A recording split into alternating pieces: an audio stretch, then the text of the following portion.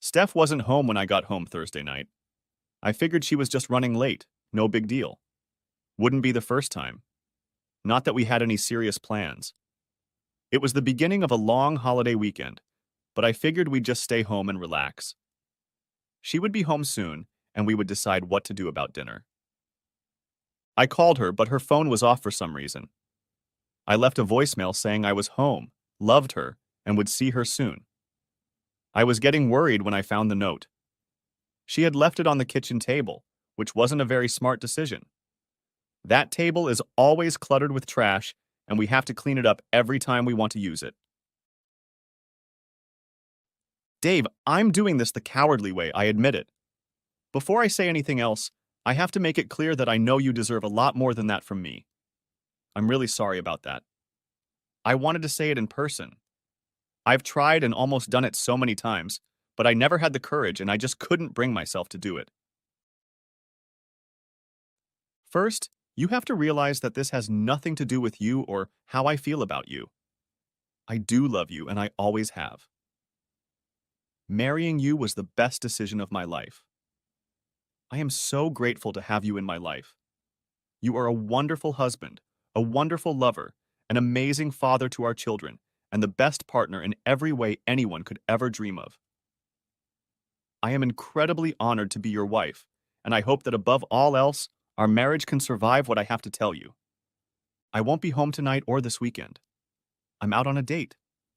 Yes, on a date, specifically for the weekend. I'll be out of town, and I'll be back Monday afternoon. I'm not going to tell you who they are or where we're going. I don't want you to do anything that we'll regret.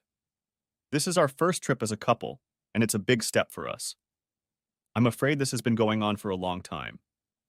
You haven't noticed yet, and it's not affecting you or our relationship. If anything, it's been good for us. I'm happier, I appreciate you more for what you are and what you're not, and it's made our marriage better. But I can't deny that I am strongly attracted to another man. I fell in love with him without wanting to, and I have to continue this relationship. This is what I have to do for myself, at this time in my life. I desperately hope that you will understand me and find it in your heart to accept the situation and forgive me. I know you are probably upset.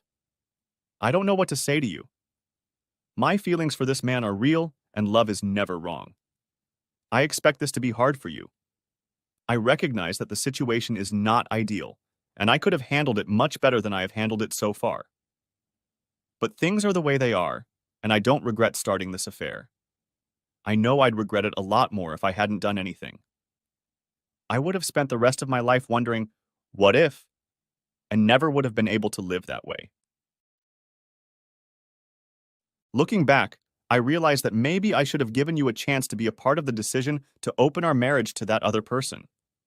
In my defense, I can only say that I tried to spare your feelings and would have started this relationship no matter what you said. I was worried that you wouldn't be able to handle it and decided it would be best if you didn't find out. Please understand that I didn't do all of this to hurt you. I really hope you don't decide to ruin our marriage over this. I don't want you to destroy our family. I did what I did, and there's no undoing it. I suppose you'll respond as you see fit. Maybe you'll ask to separate for a while, or maybe you'll consider divorce. But that's not what I want. I still love you with all my heart, and know that if we work together, we can find a way through this and create a way for us all to live happily and peacefully with each other.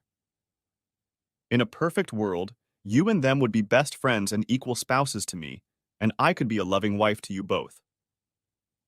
Maybe I'm just dreaming, but now I'm no longer afraid to ask for what I need.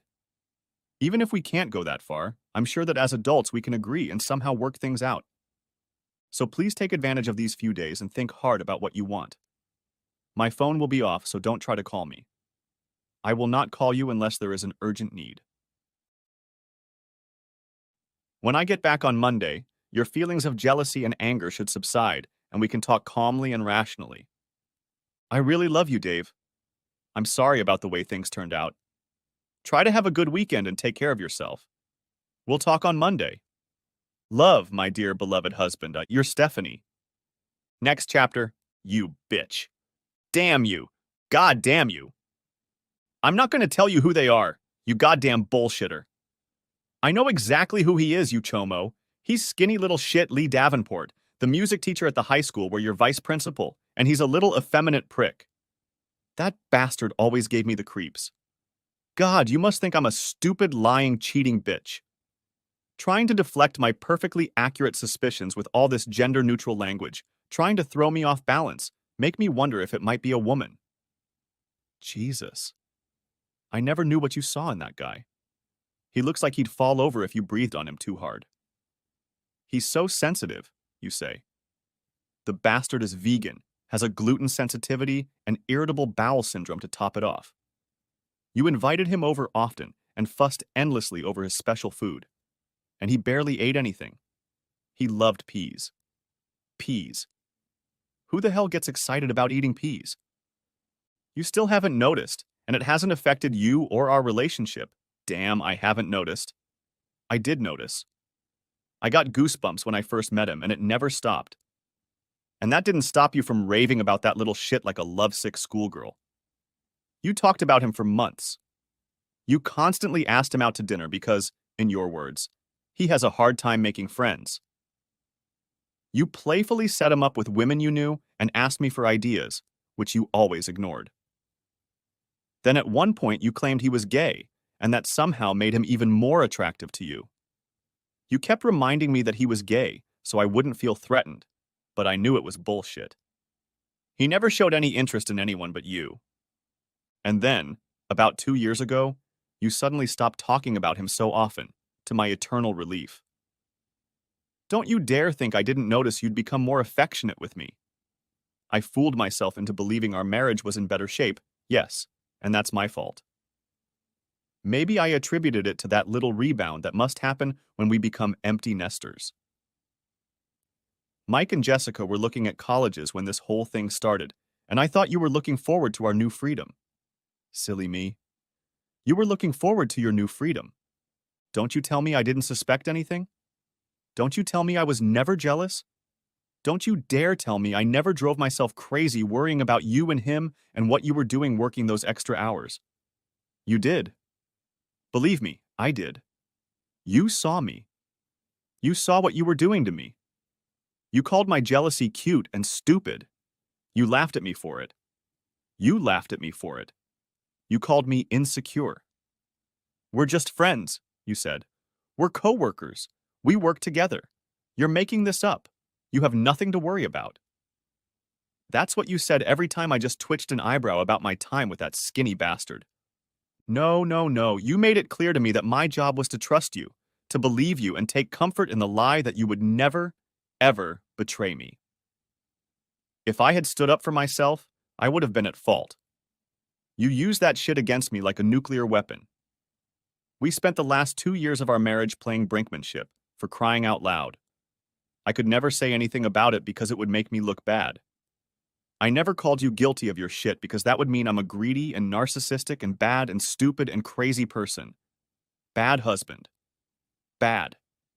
God, you called me childish and insecure and weak. You even made me believe you. I honestly thought I was going crazy.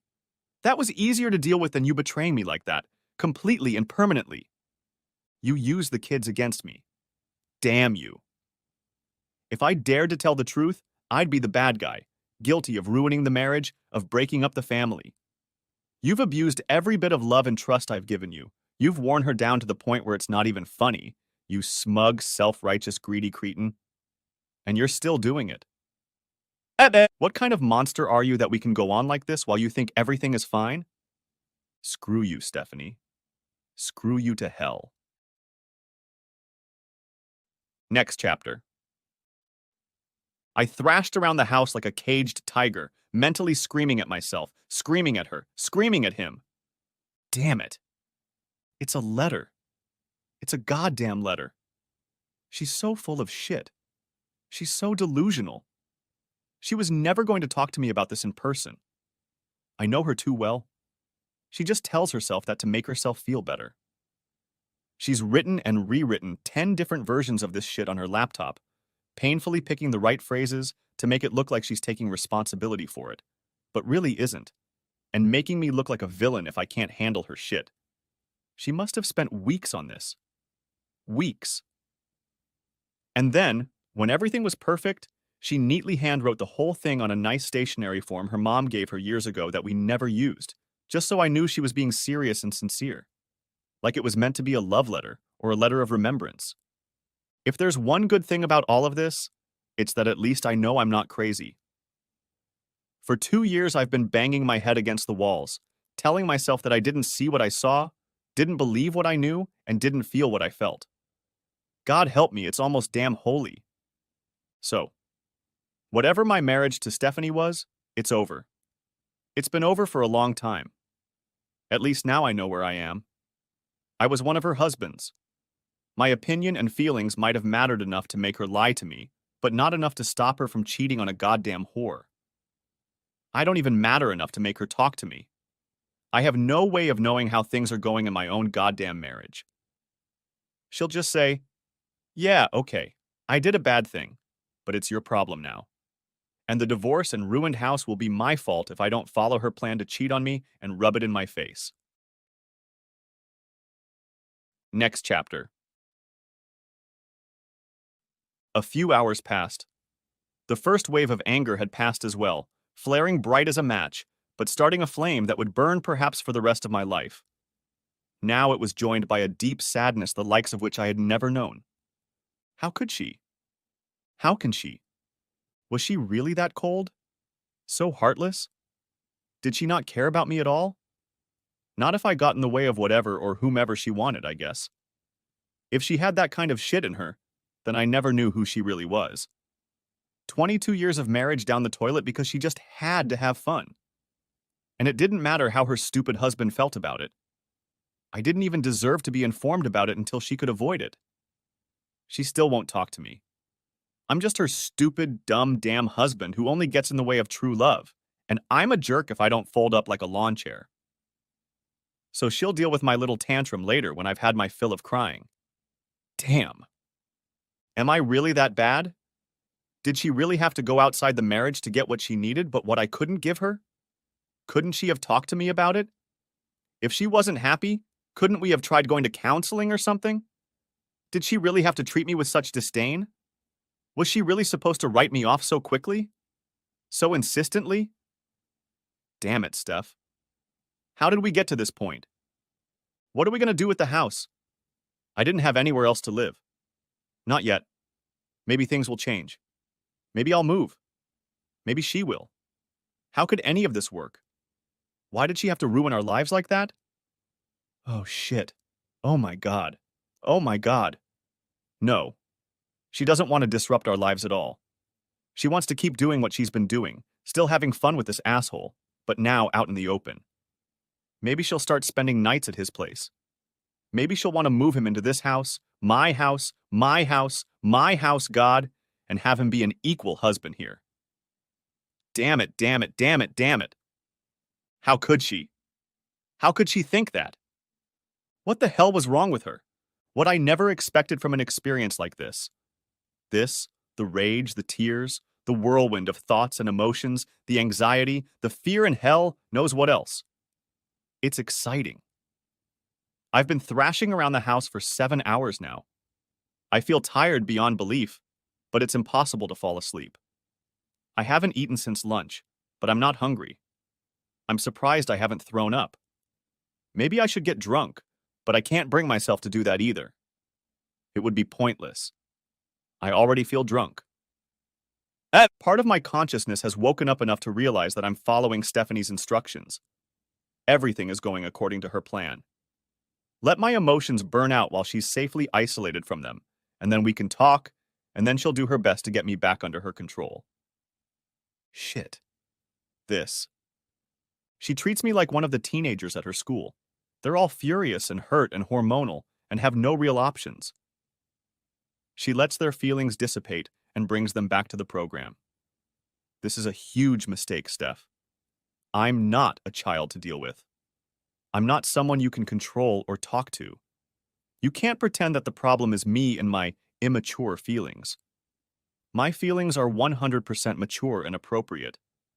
And yes, now that I think about it, I have a lot of options. I am in a position where I can do a hell of a lot of things you won't like. I can burn your life down the way you burned mine down. I won't cooperate anymore. So far, I've reacted to her blows by pressing my back against the ropes. Not anymore. I have weekends. I have room to maneuver. I can take a breath, take my time, think through my options, and make my move. I'm not going to play her game. I'm not going to just sit back and put up with it. I'm going to do something she'll never think of or expect. I'm going to do something completely out of character for her, and she'll have no idea how to handle it. Something beyond the capabilities of a frustrated teenager. I got in my car and just drove, having no idea where I was going. I just needed to get out of there. If only I knew what to do. Next chapter. The Diamond Lounge didn't look its best on the best of days, and this day wasn't one of the best. But at night, the dizzying array of lights turned it into a carnival. The paint was bright pink with neon accents, and everything looked shiny, trashy, and moderately unsightly. I hadn't been to a strip bar in decades. The last time was at Keith's bachelor party, and we were barely old enough to be allowed in there. The girls working here now weren't even born then. God, some of them could have been Jessica's age. I wasn't sure about all that. Standing at the door was a large black man in a tight t-shirt and a jacket he'd somehow squeezed into. Jerome was polite, friendly, and welcoming, but also somehow let me know that there would be no nonsense tonight. He collected my entrance fee and invited me inside. When you walk into a place like this, it's a little disorienting. The bass of the music sounded like a truck with a bad muffler. The lights were red, pink, and flashing white, and I wasn't sure I wasn't going to have a seizure.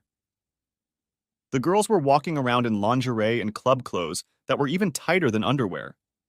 Some ladies were topless with little pasties or tassels, which was very different from what I usually see on a Friday night, but after 4 or 5 minutes it seemed normal. I visited the ATM in the corner, withdrew an amount I hoped would be enough, and shuddered at the service charge. The drinks were disgusting, crap and water, but the dancers were good. Each of the dancers would come up after their performance, flirt with those who tipped big, and try to get them into private rooms. I failed to get the attention of the first few girls, but Candy immediately approached me after her performance. Hi. Thank you for your generosity. Did you enjoy my dancing? Yes. It was incredible. I've never seen anything like it. I'm glad to hear that. My name is Candy. What's yours? Dave. Nice to meet you, Dave, she said. Listen, Dave, normally I'd be sitting here flirting, but I can smell heartbreak a mile away. You could hear a southern drawl in her voice, probably from Tennessee or Kentucky. I promise I can help. It's what I do. That's why I'm here. I'm sure you know that all the girls here use stage names. My name is actually Cookie. Cookie Dedridge. Cookie? Is that a real name? Shh. Yes. And I only share it here with people I can trust, because I need them to trust me. Later, I'll show you my ID with my real name and real address. I will do this because you are clearly not a predator. You're the kind of person who never comes to places like this. You're only here because you've been wronged. You feel alone and don't know what to do. I can see that, and you need my help. Some people rescue cats or volunteer at the soup kitchen. I heal broken hearts. Your wife has really worn you out, hasn't she? Yes. Is it that obvious? It is to me. It's written all over your face. And look at your hand. She took my left hand and held it out palm up.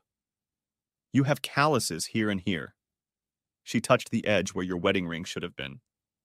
And the skin in between is smooth. Your ring has hardly ever left your hand, has been for years, and it hasn't been off for a very long time. Did it happen tonight? Yes. I left the ring in the car. I wondered if Steph had taken hers off while she was with Lee. Probably not. She'd never thought of betraying our marriage with her body. Why would she even remember her ring? She took my other hand. You're right-handed. Let me see. The lighting wasn't great, but she found what she was looking for. Your love line is broken. There's a gap. And here, it looks like you have two children, a boy and a girl. Twins. Oh my God. How did you do that? Am I wrong? No, no, you got it. Mike and Jessica, they've gone off to college. Good for them. Good for you too. Yeah, thanks. No, I'm serious. You're doing a good job of being a father. Where do they go to school? Mike is at the State University, studying architecture. Jessica's staying put, but she's living in a dorm on campus. She needs the college experience. She's studying to be a psychology major. Cookie nodded, looking at me intently. She let out a soft, hmm. She rose from my lap and led me by the hand to the hallway at the edge of the room. Listen, I'm going to walk you out in private. There are rules, but don't worry about that right now. 20 for one dance or 50 for three. The curtain stays closed, there's a security camera, but it doesn't record. Jerry will explain the rules to you, but you're a special case and I won't dance. She nodded toward the man behind something like a bank window once we were around the corner. Give him the money and the house will pay me. You can tip extra if you want once we're inside. Don't worry about that now. You and I have more important work to do. This may take a while. Work? You need to tell me your story. Get it out of you. I'm going to listen to you, convince you that you're a good man despite everything she did, and convince you that any woman would be lucky to have you. And then I'm going to use all my talents to make you feel better. She kissed my cheek chastely and stepped back, still holding my hands. I'm going to go change for our little party. I'll meet you in room 3 in a few minutes. Go talk to Jerry. You're Jerry, I presume? I asked the guy. $50 for 3 dances, another 50 for 3 more, and so on. He mouthed this in a robotic monotone, repeating the same thing dozens of times throughout the night and barely realizing it anymore. Do not harm, threaten to harm, or endanger the lady in any way. Do not use force or threaten to use force under any circumstances. For any inappropriate behavior, you will be immediately removed from these premises, and there will be no refunds. Do you understand these rules as I have explained them? Yes. 50. I held out the money to him. He relaxed a little and spoke again, this time as if we were friends. C gave me a sign that you're one of her special cases. I'm sorry to hear that, but it happens. Today is your lucky day. She can really help. This time and this time only, 3 songs means you can be there until she says you're done. Congratulations, room 3. I pulled back the curtain. It was smaller than a room, but bigger than a cubicle. There was a sturdy chair built into the wall, with the back at a 45-degree angle, like a chair, and something like hinges or handles on top. On a small nightstand was a pack of antibacterial wipes. I like your tattoo. Does it have any special meaning? It's called the Triquetra knot. It's thousands of years old. It was originally meant to symbolize earth, sea, and sky. Perhaps also life, death, and rebirth. It was used to evoke the 3 states of the divine feminine, virgin, mother, and crone, and of course Christians have used it to refer to the Father, Son, and Holy Spirit. But to me, it means something else. And what is that? You'll have to guess. Don't waste your time on the first try. You only get 3 tries, and you have to know me very well to at least start guessing. I have a lot of friends I've known for years who don't even come close. If you don't guess right, I'll never tell you, and you'll never know. No one has guessed right yet. She stood up, turned, took my hands, and sat me down. Relax. Take a few deep breaths and exhale slowly. She took off her wig. Was it a wig? Just don't worry about it and let me drive. You're okay, Dave. You're a good man. Tears involuntarily filled my eyes. There's nothing wrong with you, nothing lacking. You're not perfect. You have your flaws, just like me, just like everyone. But you're a good man. You're a good husband, a good father, a good son, and a good friend. I burst into tears again. Our breathing hitched, mine becoming punctuated by sobs. You don't deserve what happened. It's unfair, And it's wrong. I'm really, really sorry. You're a good person. You deserve love. You deserve to be treated better. My eyes closed and my chin pressed against his neck as I convulsed, choking back sobs. I hadn't cried this hard since I was a tiny baby. I could feel it all pouring out of me like floodwater, and Cookie just put her arms around me and let me know she was there for me. That's right. Let it out. Let it all out. Tell me your story, she said, and my mouth opened and the words came out. I wasn't in control of myself. Dave and Steph's story had sprung up on its own, using me as a receptacle. How we met in high school, our first dates, the wedding, the birth of our twins, buying our first house, struggling with bills and schedules, my career and hers. And then, the introduction of Lee Davenport into her life, her infatuation with him, the deterioration and destruction of what I thought was a good marriage. By the time I finished, the words were gone. The rage was more of a bubbling cauldron than an inferno, and the only expression on my face was sobbing. That's good. That's good. Thank you for sharing so well with me, Dave. You've done a marvelous job. You're so good with your feelings, and you have every right to all of them. You are right to feel the way you feel. I know it hurts, Dave, but I promise you that we will work through this. We will fix it no matter how it looks in the end. It's going to be okay in the end, even if it's all screwed up right now. I can't tell you how it's going to happen, or what it's going to take, or how your life will turn out afterward. But it's going to happen. Do you understand? Sure. I'm serious, Jim. Serious as death. I know you think it's just one night, one incident you paid for, and you think you'll never see you and me again after this. That's not true. I'm not just going to pat you on the head, say poor baby, and forget about you. That's not how I work. I don't give up in cases like this. I never do. It's who I am. It's what I do. She gets hers and he gets his. I'll be with you till the end. I'm in your life now. Whatever it takes. Do you understand? I shuddered, suddenly cold, and then it went away. She felt me nod uncertainly. Say it out loud. I'm with you. You're with me. One more time. Can you hear me? Do you understand? I can hear you, Cookie. Good. Now just hold me. Like this. I did. Time stopped for a while. I was awake. But I wasn't awake either. I was in a liminal state, hypnotized, in a moment that stretched into eternity. We could have lain like that for minutes or hours or days. You still love her, Cookie whispered. Of course I do. You don't know what you'll do without her. True. But you also don't know how you can be with her going forward. I don't know how I can even look at her. I think it's clearer that way. The wife you had before tonight won't seem the same to you as the one you'll see from now on. You will see her as she really is. That's for sure. Hey, I understand. You're feeling aimless right now. Helpless. Like everything happened so fast and there's nothing you can do to stop it. Everything is out of your control. You thought you had it all figured out, but now your whole world is turned inside out, like it was an illusion all along. Pretty much. The good news is that nothing has changed. It's just the same as it was. The only thing that has changed is your awareness. Awareness is a good thing. You recognize the reality of the situation. You have more power now than you did before. I suppose that's true. But you don't feel it because you don't own your power. That's why you still feel helpless.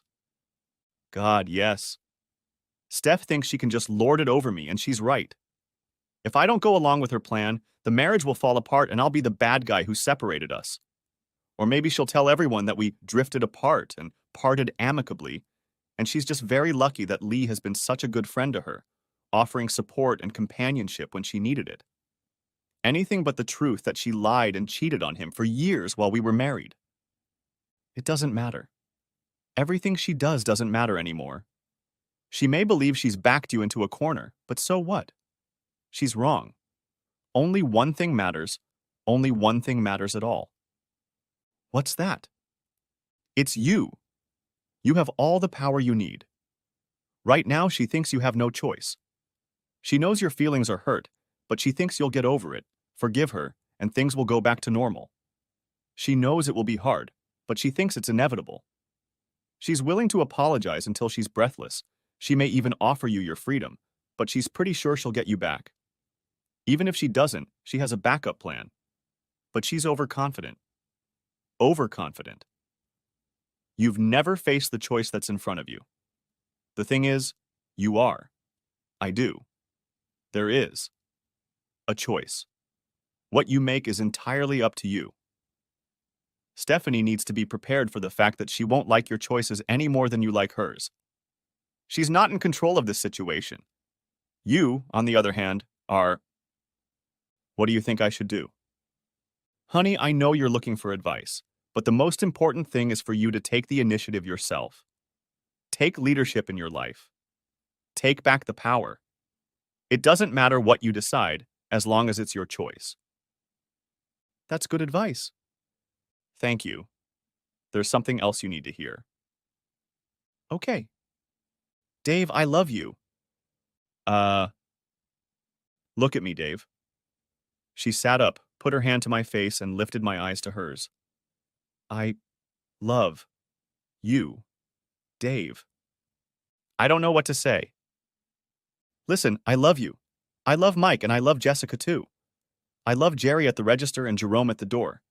I love Becky and Mary and Ilana. Not that those are their real names, but I love them anyway. I even love Stephanie. And I love you. You can love anyone. You can love everyone in the world. Don't be afraid to talk about it. Loving people is a good thing. It's just love.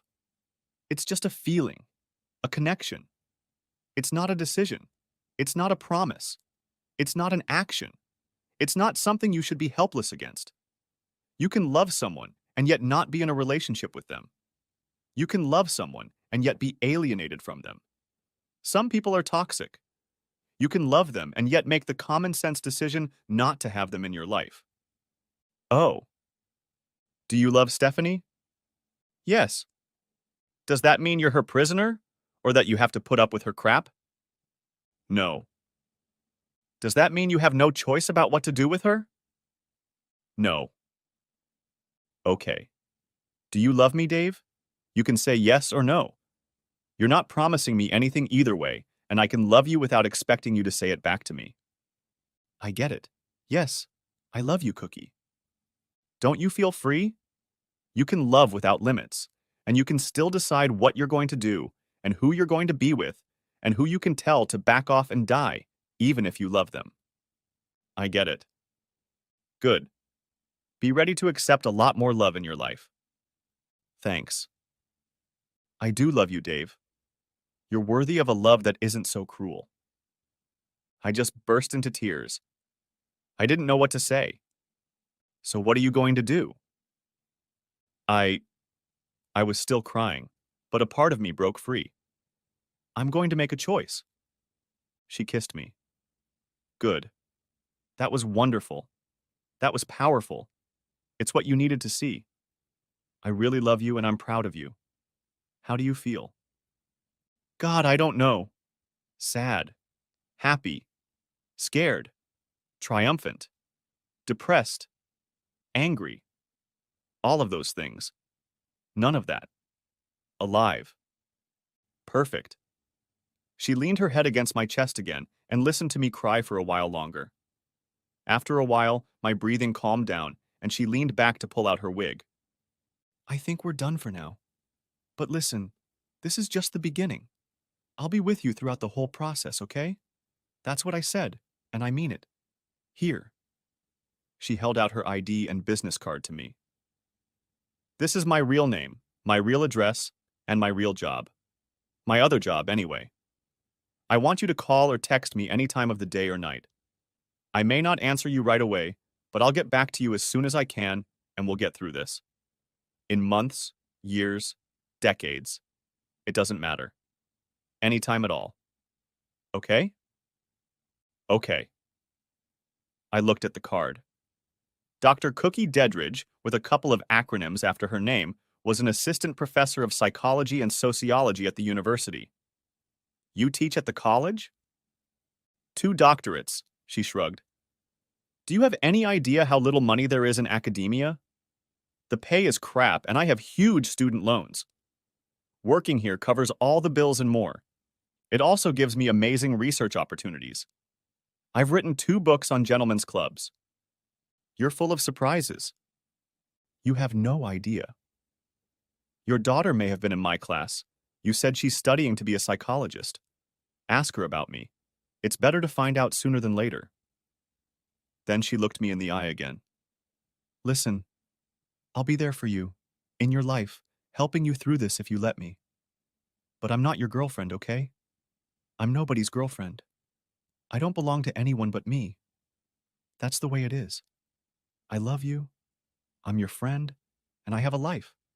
That doesn't mean I can't show you that affection and make you feel like a real man. But that's it. I'm not in a romantic relationship. Not for anyone. Not for anything. Never again. I'm sorry. Next chapter. I never slept that night. Not really. I probably half slept on the couch for 2 or 3 hours around 4 in the morning and woke up with the sun on Friday morning. I didn't feel any different than I had the night before. All my problems were still there. It was just that they were manifesting themselves in the form of pain rather than slap in the face. Cookie had given me a lifeline of hope. All morning I hung around the house getting nowhere. Finally, I decided to leave the house. The hardware store was open despite the holiday, and I bought a new set of house locks, knobs, and deadbolts. I could install them myself. There were new keys too. I made extra. One for Jessica and one for Mike. One more was a spare. Steph wouldn't get a set. She can move in with her boyfriend. Screw her. I called my daughter and invited her to lunch. I don't usually bother her on weekends. She's busy doing her own thing. But she wanted to be closer to home than Mike. She heard something in my voice as we talked and changed her plans. Fortunato's is one of those pizza places that naturally form on the periphery of every college town, but this one is doing it right. It's been around forever, and the smell of this place can be smelled a block away. They believe in garlic and melted cheese, and the place is always packed on game nights and weekends, and the students are savvy enough to combat impending hangovers with preemptive infusions of fat and carbs. It's quieter at lunchtime, almost pleasantly so. The clientele is mostly made up of old, desperate people like me, looking for a moment of nostalgia. I was already seated at a table, holding 2 Diet Cokes and a basket of bread in front of me when Jessica walked in. She smiled at me from the threshold like a ray of sunshine, but her smile faded when she saw my face. She almost ran to the table, but also almost slid toward it like a shamed dog. She might have turned around and walked away if she had any hope that I hadn't seen her. Dad, hi, okay, what's wrong? I just stared at her, not knowing where to start. Dad? You're scaring me. Why don't you tell me what you already know? What? What do you mean? What's going on? I mean, Jessica, that this is one of those times when we have to say something we don't normally say because we're afraid of it and don't want it to be true. It was her turn to look at me. I don't know. What are you guys talking about? Why don't you start at the beginning? Do you know where your mom is? She's at a teachers' conference. In New York, isn't she? First, I've heard of that. I handed her the pages Stephanie had written. Jessica gasped and read them with tears in her eyes, while I ordered garlic knots and a 16-inch New York-style cheese pizza. I hadn't eaten since lunch the day before, and suddenly felt hungry. When she finished reading, she looked at my face again and broke into genuine sobs. I didn't bother to stop her. I had no strength to comfort her. I had nothing to offer. I didn't tell her that everything would be all right. It wasn't. All I could do was nod. Yeah, baby. This sucks, and it's not fair. My own tears fell onto the table in front of me, forming a smaller puddle than hers. I'd already cried gallons of them, and they'd dried up. We sat in silence until the garlic knots that had just come out of the oven. Fortunato's makes them absolutely amazing. They are the size of cinnamon buns, slathered in hot, fatty butter with bits of minced and crushed garlic, and you have to have a whole head of garlic on your plate. I pounced on them like a hungry man.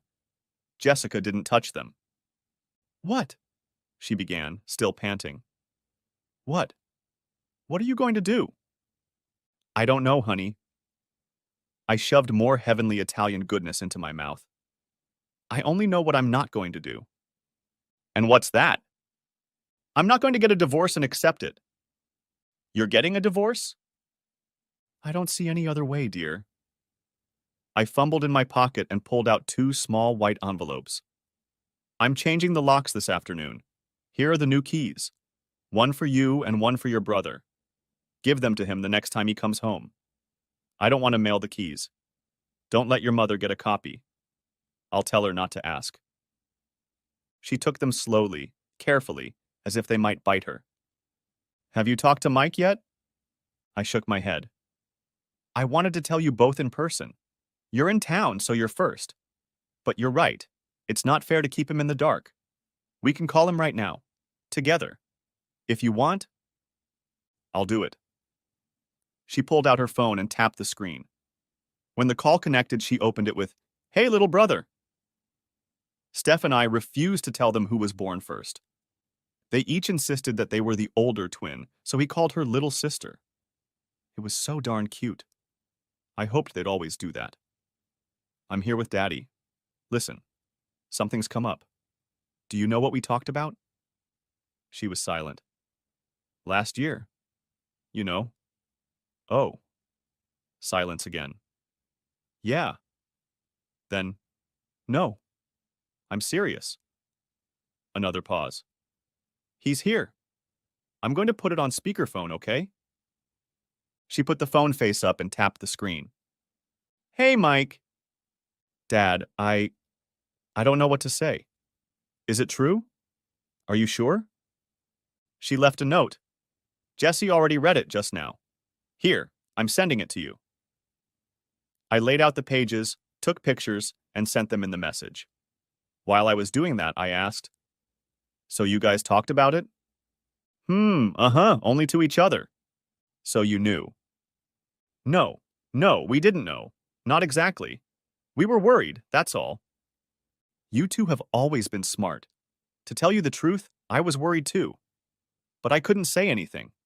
Without accusing. Without making it real." "That's how it was with us too," she said. "We didn't know what was wrong. We thought that maybe you had, I don't know, some kind of understanding? Maybe? We didn't want to think about it too much." "Well, for your information, no, we never had any such arrangement. It's just that your mom demanded that I not be jealous or even hint that I didn't trust her. That's the hardest part. I was living a lie, driving myself crazy, and I wasn't allowed to say anything about it." "It wasn't a lie," Jessie said. "Only I was allowed to call her Jessie. To everyone else, even her mother, she was Jessica. Mommy loves you. She really does. I know that for a fact." "It may not be a lie, but it's not the whole truth either." I heard Mike sigh, reading the letter on the other end of the phone. "No, probably not," she admitted. The pizza arrived. She was great. They know how to do New York style right. I took a slice, folded it properly, and practically devoured it. Having had enough, I continued my questions. "Did the kids at your school talk about it too?" "They went to the school where their mom worked. Was it an awkward situation? Yeah, probably. But it would be even worse if everyone was whispering that their mom was cheating on their dad with a creepy weirdo music teacher." Jessica looked ashamed. She didn't want to answer. Mike spoke up. "Yes. Yes, Dad. I'm afraid that's what happened. No one knew anything for sure. No one caught them or anything. There were rumors, but they were just rumors. The kids were pointing fingers and laughing and drawing little cartoons that were passed around. They weren't based on anything serious. Perhaps it was all made up, as far as anyone knew. Maybe it was all about how they acted around each other. how they looked at each other. Nothing definite. It was just childish shit. I can't help but notice that no one's named Shithead yet, I said. But let's turn those cards face up, shall we? We're all talking about the same person, aren't we? Go ahead. Go ahead and say it. I know who it is. Mike took the cue. Mr. Davenport. I nodded. Yeah, she was always weird about him, and that bastard always gave me the creeps. I shuddered. God knows what she found in that little bastard. Jessica looked at me with new eyes. She wasn't used to me swearing so much in front of her. Oh well, I guess it was a new day for all of us. I never liked him either, Daddy. Oh well, keep disliking him, especially if he becomes your new stepfather. I'll be happy if you spit in his face every time you see him. I'm not going to see him. She sat up straighter. I don't go to that school anymore. Anyway, I'm mostly out of the house now. When I get a break between semesters, I'll stay at your place. Not at her place. I'm an adult. I'm old enough to make that decision. Look, I don't want to come between you and your mom. She's still your mom and always will be. And then, however, there's no law that says I have to have anything to do with her stupid boyfriend. She jutted her jaw defiantly. My choice. He's a bad role model. He's a home wrecker. I'm not going to accept him. Neither am I, Dad. He's always been a creepy little jerk. Especially now. Well, before we all get on the same platform, your mother will accuse me of turning you both against her. I don't do that. Not on purpose. I don't want you to get the impression that I am. All I want to do is expose the truth. You read the letter. You heard how I feel. That's all there is to it. That's all I want to say. They fell silent. Okay. I guess we're not done yet. I sighed. Okay. Listen. Here's what's going to happen next. Steph will come home and find that the locks have been changed and her stuff has been moved into storage. Mike, Jesse has a new house key for you. Maybe I'm just being dramatic. Maybe I'm just being petty. But right now, I think she deserves that statement so she knows to take me seriously. When all the dust settles, I'll probably let her keep the house, or let her buy me out. I don't think I'd want to stay there. No one likes to be played, and that's where it happened to me. My memories of my time there will be tainted. Don't say that, Dad. It's true. She used that house against me as leverage. My house, no. Our house was threatened if I spoke up. I spent about 2 years there, twisting myself into knots, pretending everything was okay, even though deep down, I knew it damn well wasn't. Why would I want to keep living in a place like that? Neither of them had much to say on the matter. I should get going. I've got a lot to do. Oh, Jessica, I was wondering, did you take any classes from Professor Deathage? Does that name sound familiar to you? You mean Dr. Smurdage? Is that what they call her? She's like a celebrity. Yeah, she taught my psychology 101 last semester. It was a big class with 100 people in lecture and 7 or 8 graduate students leading discussion sections. I didn't get to know her better, but I'm looking forward to taking her classes at the 300 and 400 levels when I take the preliminary exams. Why do you ask? Well, this is where she caught me off guard. Well, I met her by accident. She thought about it for a second. Then her eyes opened, bright as beacons, and illuminated me like the searchlights of an escaped prisoner. No, you haven't met. Didn't what? Mike asked, still on speakerphone. You went to... Okay, Jesse. Can we not say anything else right now, okay? What the hell is going on? Mike was clearly out of earshot. Mike, I'll call you back, Jesse said, tapping the screen to end the conversation. Papa, I can't believe you. Believe what you want to believe. I think Cookie's making no secret of the fact that he's moonlighting. Are you kidding? That's part of what she's famous for. Also, every man with a pulse on campus falls instantly in love with her. But she's not known to have a date. Everyone thinks she's a lesbian. Maybe she is. I don't know. It's none of our business. Of course it isn't. But I can't believe my own father would go to... All right, stop there.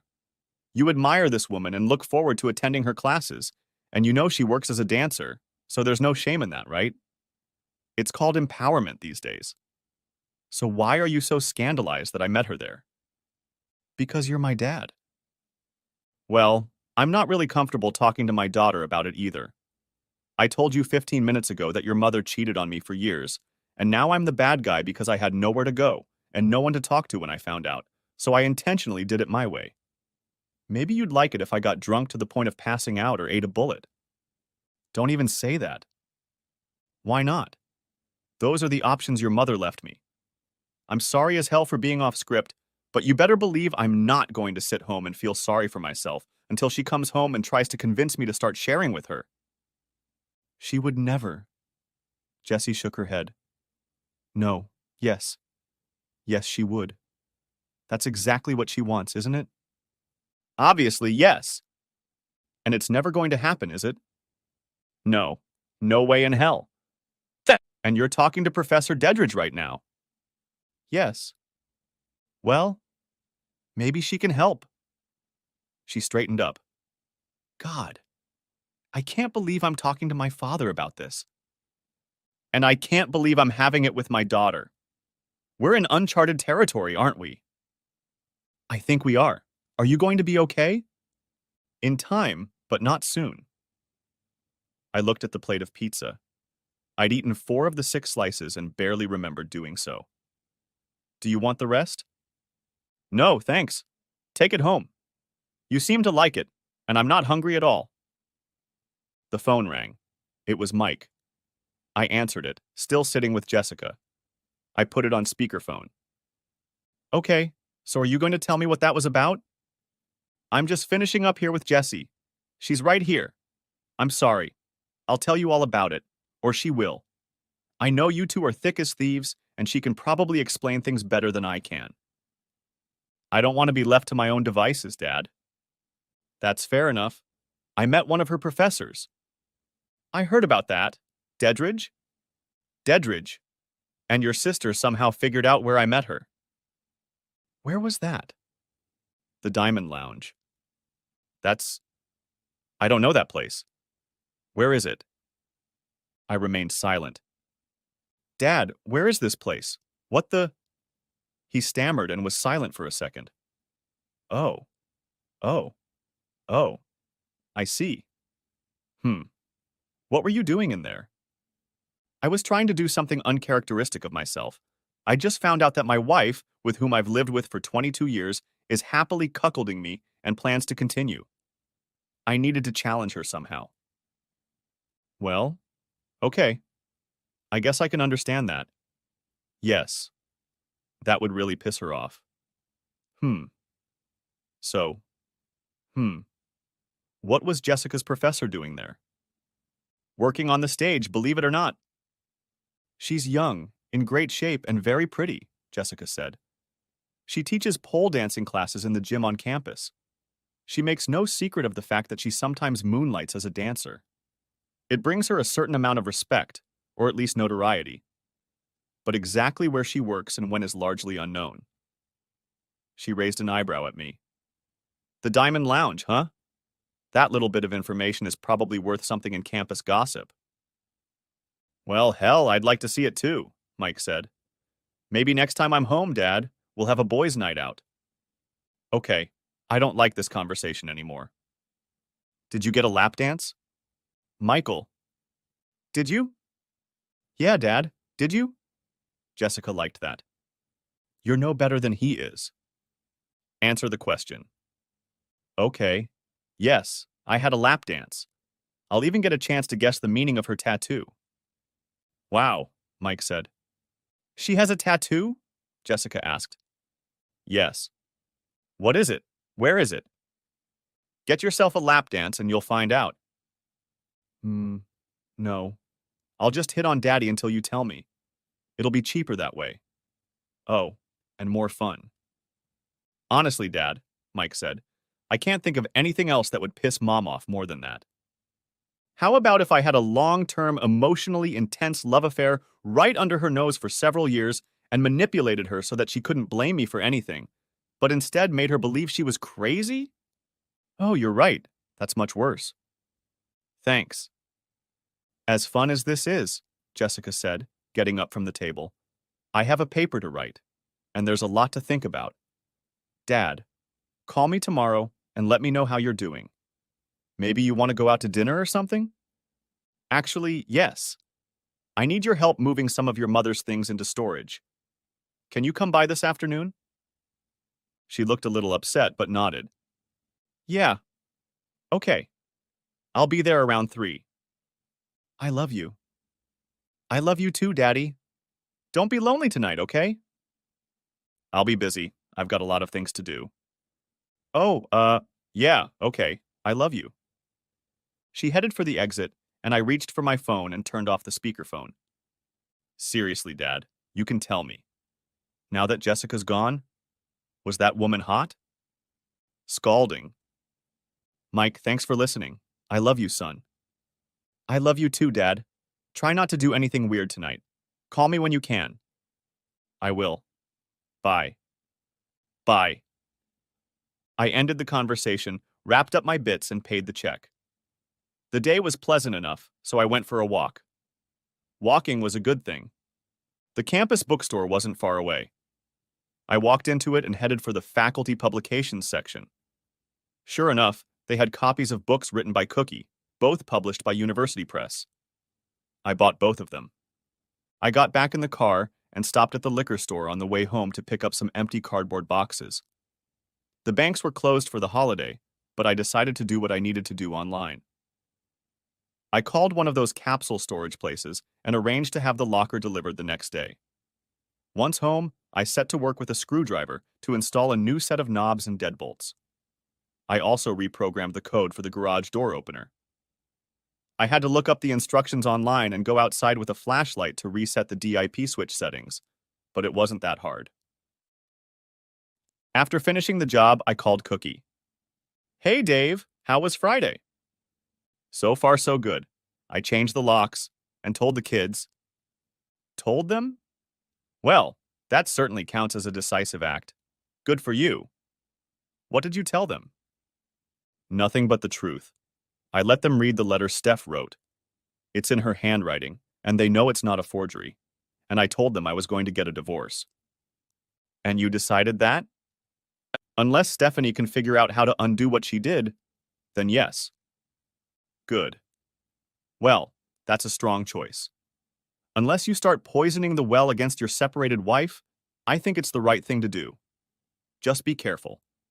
If you start bad-mouthing her or trying to turn your children against her, you'll make things worse for everyone, especially yourself. I realize that. I just let Stephanie hang herself from her own words, that's all. Oh, and they knew right away it was Lee Davenport. They weren't surprised. Apparently, the guys at her school had been whispering about it for a while. That's understandable. Cheaters are rarely as smart as they think they are. No one should be surprised that rumors are flying around. Yes, it's good to know I wasn't alone in my suspicions. And yes, Jessica taught your psychology 101 class last semester. She really liked you and is looking forward to taking your classes as a senior. Good. That's good to hear. I thought she was supposed to take that course at some point. Practically the whole school is taking it. We had a good talk. She's coming over tomorrow afternoon and will help me pack some of her mother's things. That's nice of her. Did you need any help? I guess I could have worked on it myself, but it would have taken longer and been even more discouraging. Dave, I wasn't talking about Jessica. I was offering to come over and help you. Really? Why? Because that's what I'm doing. You need to realize, Dave, that you're a good person. I like you. And you need to realize that you're worthy of love and attention. I want to show you that in person. Can I come over to your house tomorrow and help you? And meet your daughter in a social setting? Gosh, wow, yeah. I mean, this is so much more than I expected. In a good way, I hope. Yes, God, yes. Good. Get used to it. Can I ask you one thing? Ask me anything. I may not answer, but you can ask. Why do it? Why me? She paused for a second before answering. Because everyone needs that kind of care at some point in their lives. Now it's your turn. And to be perfectly honest, because no one did it for me when I needed it. You're a crusader. To a large extent, yes. Is that why they call you Dr. Heartbreaker? She laughed. Is that still in use? I've always liked it. It makes me feel like my life's work has meaning. According to Jessica, that's because you leave a trail of broken hearts behind you from every man who sees you. Flatterer. Pfft. You make your money as a seductress. True, but not all the time. When am I supposed to show up? Jessica said she'd be here around 3. Great. Text me your address and I'll be there. Oh, and Dave. I love you. She ended the conversation. Next chapter. I ate the last 2 slices of pizza for dinner and drank a beer. I contemplated making the next call. I knew I was going to do it, but I was still fidgeting. I decided to stop thinking and just pull the trigger. I dialed the number of Hal Rambo, the principal of the school where Steph went to school. David? Good evening. Good evening, Hal. Sorry to bother you. I hope you and Laura are enjoying your weekend. I have a couple of questions if it's not too much trouble. Oh, sure. What's going on? Is there some kind of teachers' conference this weekend? No, none that I know of. Why? Stephanie told our daughter that's where she'll be. Do you happen to know where Stephanie is right now? I assumed she'd be with you. No, she's not. One more question. Do you know where Lee Davenport is right now? Hal maintained a sepulchral silence. He could feel the tension in the air. What are you saying, Dave? I'm not saying anything. I'm just asking. If you don't know, then you don't know. I'm sorry to have disrupted your evening. Give my regards to Laura. Dave, wait. I mean, are you sure? I'm afraid I'm not sure of anything. I don't have any proof. All I know is that my wife isn't here. She left me a note saying she would be gone, but she refused to tell me where or with whom, and she told the children a very different story. Maybe it's nothing. I'm not asking you to say or do anything. In fact, it would be much better for everyone if Steph kept her job. She'll be proud of herself. The school will avoid a scandal, and I won't owe as much alimony. All I'm saying, Hal, I'm saying you're not a fool and you don't deserve to be treated that way. I'm afraid I don't know what to say. You don't need to say anything, Hal. You're a good guy, and you've always been a friend. Oh, thank you. Thank you, Dave. You too.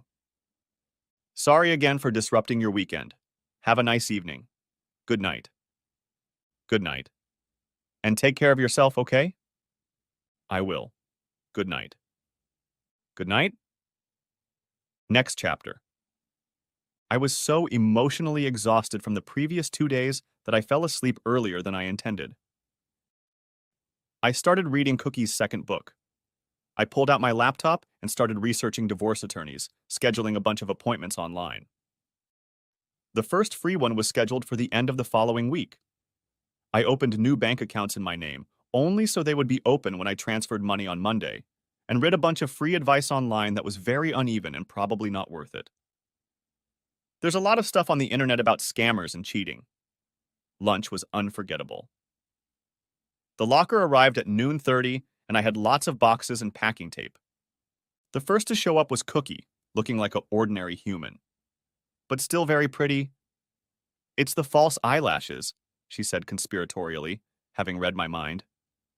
They change my whole look. It's like being Clark Kent. Which one of you is Superman? Both of us. But to be fair, you called me a crusader. I even have a cape, so I'm actually more like Batman. She wrinkled her nose adorably. But both my parents are alive and well, and I'm not a multimillionaire. So that part doesn't fit. You have lots of fancy gadgets and a secret cave? Huh. You better believe I do. Batman, then. Or Batgirl. Please. Yvonne Craig was taller than me, and she had much better legs. Not one bit. Flatterer. For you? Always. You don't need to flatter me, Dave. She looked straight into my soul. You have nothing to prove. To you, maybe. Because you love me. She smiled at me. But I still have a lot to prove to myself, and I don't know how to start. You're doing fine so far. Just support whatever you decide to do. Choose your strength and keep your integrity. That way you'll never go wrong. That sounds like good advice. Thanks. It's always helped me. Jessica will be here in a little while, just so you know. Oh, and she guessed how we met. Almost immediately. I didn't tell her.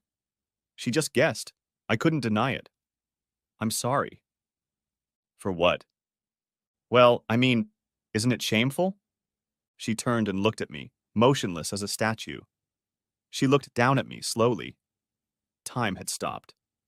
I saw every blade of grass, every leaf on every tree, and heard the blood rushing in my ears.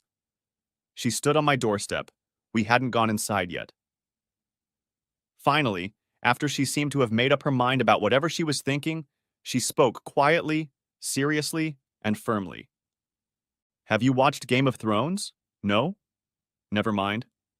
A character named Tyrion Lannister has a phrase. He's talking to a nobleman's illegitimate son, a guy with no birthright. Tyrion himself is a dwarf. For some reason, people keep reminding him of this, as if he might forget. These are two people with blatant social vulnerabilities. Tyrion tells Jon Snow, "Never forget who you are. The rest of the world won't. Wear it like armor and they can never hurt you."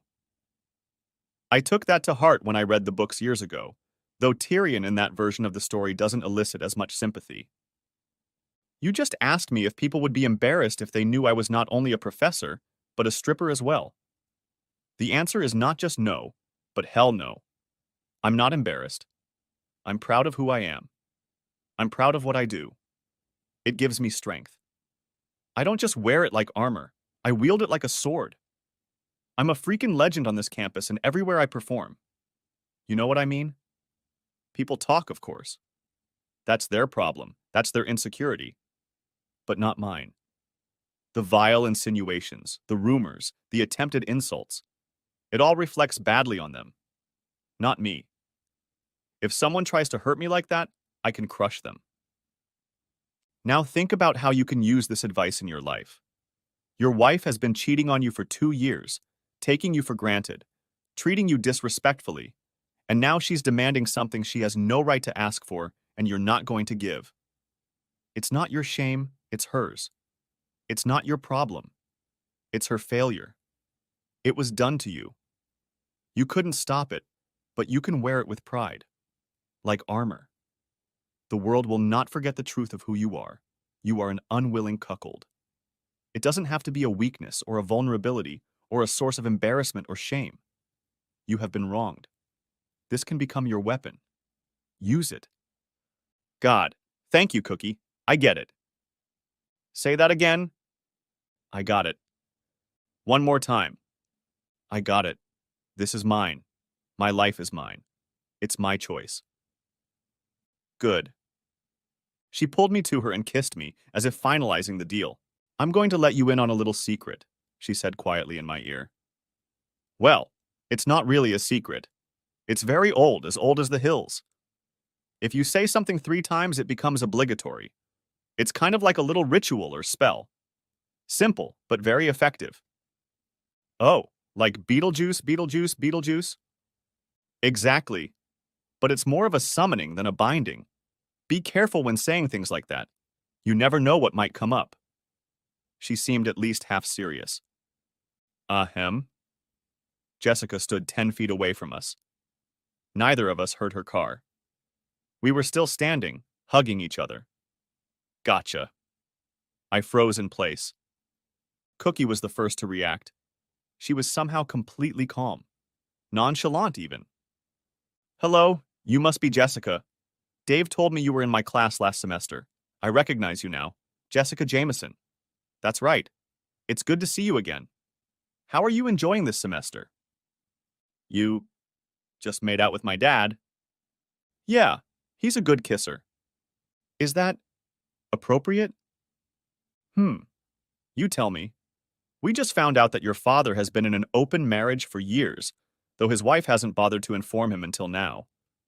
She is currently away with her lover to parts unknown. This good man is now officially estranged from her. You and I are here to help move her things out of the house. I suppose he's free to make out with whomever he wants. Still, it's, kind of a shock. I'm sure it is, and I know it's the latest of several shocks. I'm sorry about that. It may not be the last. I hope it's not a shock to you to learn that your father has a backbone. No. Good. Dad? You didn't say anything. Cookie's a good kisser, too. Papa? Well, yeah. I don't want to hear it. Even as she reacted, she laughed too. I did too. We were all laughing. At some point, Cookie let me go, and we went into the house to begin the grim work of dismantling my life. Jessie went into our bedroom and started going through my mother's clothes and personal belongings. I went to the kitchen and started sorting through the kitchen utensils. She had all sorts of gadgets and gadgets, most of which were rarely used. I didn't even know what it was all for. We still had the original boxes in the attic, so I was able to pack it all up properly. Then there's the wedding china and her grandmother's heirloom formal sets. Cookie became a constant goddess of cardboard, packing tape and bubble wrap. Wedding album. Steph's diplomas, books, and all the stuff from her home office. You never think about how much junk you have until it's time to pack and move it. At one point, I showed Cookie the letter Stephanie had left behind. She read it as if she had seen this kind of thing many times before. When everything was ready, I bought the usual reward for movers: takeout food and more of it. Sandwiches, wings and wedges, and 6 bottles of beer. Yes, Jessica was 19, not 21, but I was under no illusions. We weren't drinking to get drunk. We'd already worked for hours, and we still had a lot of work to do. So, said Jessie, clearly wary of broaching the subject, but determined to make it as awkward as necessary. Are you guys kind of the thing now? I flinched. Cookie smiled. We're the thing, she said, but not that thing. We've known each other for 2 days. Your father isn't in the right emotional state to start a new relationship, and I don't like romance. So no, it's not like that. We're not a couple and we're not going to be. Right now, I'm just a friend. A good friend, and I'm proud to be here with him. Dave is a good man, a strong man, and I love him. Jessie's eyes widened at those words, but Cookie continued as if she didn't notice. He needs emotional and psychological support right now. When the going gets tough, we come together with those we can count on, those we know have our backs. That's when you find out who your real people are. Too often there are fewer of them than we realize. So, here's the thing. I'm here for him because he deserves it, and I'm honored to be the one for him. Jessie nodded in time with Cookie's words, engrossed in the message. Wow, okay. Yes. Thank you. From both of us. I'm glad you're here with us. Her brow furrowed, and she gave me a leering look. Oh no. Don't say that, Jessie. Don't say it, you mischievous little... Are you sleeping together? Damn it, Jessie. Not yet, Cookie replied, not wasting a second. We'll see how things go. She smiled, looking at the scared expression I had on my face. I'm sure it'll be fun. But even then, we won't be a couple. Not really. I think that's the biggest obstacle in the way. Dave doesn't seem to be the type for casual but affectionate liaisons, no matter how much he needs them. I'm here, you know. Both ladies burst into laughter. Hell, so am I. Seriously, Jessica said. Why don't you do relationships? Half the campus is ready to bust down your door just to get a shot at you, and the other half wishes they'd had the guts to try. Don't you get lonely? Sure. Sometimes. Cookie thought for a moment, then seemed to make up her mind. But I have friends. I never need company or attention. If I need to scratch my teeth with someone who cares about me, I know where to go. But I perform exclusively alone, and I have my reasons for that. Look over here, Jessica. Both of you, look over here. Her index finger was pointing to a tiny spot about 2 inches below my collarbone. I never would have noticed it, but there was a little freckle or something. No, a sort of pale indentation. It's a scar. It's a bullet hole. We both recoiled back. My last boyfriend shot me. Oh my God, Jesse's voice was almost soundless. What happened? That, honey, we'll talk about that another time. For now, let's just say that Betrayal and I are old acquaintances. I decided a long time ago that no more guys was the right choice for me. David is a wonderful, generous man. He is intelligent, kind, and very caring. I'm sure he'll make the right woman very happy when he finds his way to love. But that lucky bitch, whoever she is, won't be me. I'm out of this game. Forever. Well, I guess that was settled. We finished our sandwiches and drank the rest of our beers, dipped into our work for a while, and after a few more hours, Jessica started talking about how she wanted to finish. We'd accomplished a lot, but of course we had more to do. I don't think I'm going home. I don't want to leave you alone tonight, Daddy. I'm going to stay here in my room. He won't be alone tonight, Cookie said. This was news to me, and I'm sure it was reflected on my face. Well then, Jessie said. In that case, I'm definitely going back to the dorm. I don't think I can handle it any other way. The two women hugged, and Jessie whispered what must have been an admonition not to hurt me, and Cookie made a sacred oath in return. They parted, and my daughter threw me an incredulous look and then hugged me goodbye with the words, "I love you, Daddy," spoken softly. As she walked away, I was surprised to find myself holding hands with Cookie. She smiled and walked me into the bedroom. I meant what I said earlier, Dave, she said. I love you. You can love me too if you want. But don't fall in love with me. I'm not a replacement for Stephanie. This isn't a new romance. Accept it for what it is, and don't mistake it for something it isn't. Which is what exactly? I mean, you were right. I've never done casual hookups before. I'm new at this. That's an affirmation, recognition, and attachment. She pulled off her shirt again. Confidence and fun. I pulled off my shirt and climbed into her arms. She smiled and greeted me. You're shivering. She was right. I was trembling. Relax. There's no need to rush. I know you're fragile right now. There's no shame in that. She just put her arms around me. Nothing will happen that you're not ready for. Nothing you don't want, nothing you'll regret later. Okay? It's been so long. I hadn't touched another woman in over 20 years, until that night with you. Even then. There were rules. I felt her nod. She was warm against my skin. I liked that. I have an idea. I brought her to the edge of the bed and pulled her toward me. Tell me your story, I said. She tensed and became completely still. You don't know what you're asking. Yes. Yes, I do.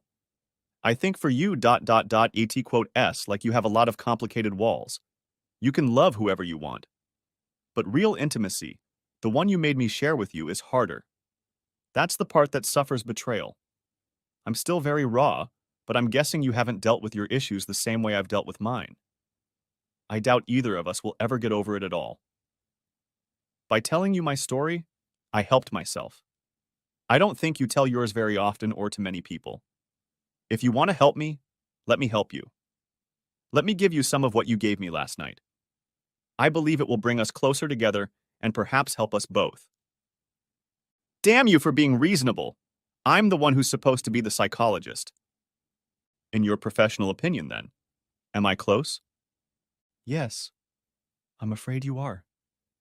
She shuddered. Please, just listen. Don't say anything while I'm talking, and try not to judge me. You're going to hear some things you won't like. You shouldn't. I'm not going to. You probably won't want to see me or talk to me anymore after I tell you this. I won't mind if that's the case, but I really hope it's not. I really like you, Dave. I really want you to get over this heartache. I really want to help. If you have to kick me out, I'll feel like I've let you down. Shh, it's okay. I let it out for you. It would mean a lot to me if you could do it. If only it were that easy. It's bad. Really, really bad. I realized it had to be. You've got a spell of love. No, I have plenty of love. I'm done with relationships. Love is just a feeling. The other thing is deciding what to do with it. I nodded.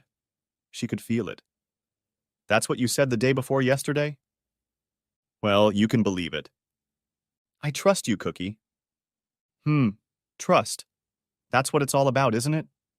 Love doesn't break that easily. Trust does, and it's almost impossible to rebuild. Yes, I've had it thrown in my face. And I've been shot. I didn't say anything. I couldn't. What could be said after that? Okay, she said, as we reached a dreamy relaxation, her breathing synchronizing with mine. Then she exhaled. His name was Justin. He was a handsome man. 5'2" tall, slender build, pale skin, long wavy dark hair, and blue eyes that a girl could get lost in. And I did. I loved him with all my heart. I just knew, to the very depths of my soul, that this was my man and I should be his woman. The moment we met, we connected. It was like closing an electrical circuit. We didn't talk about it. We didn't even meet.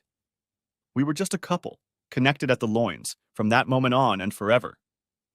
For your information, I wasn't a virgin.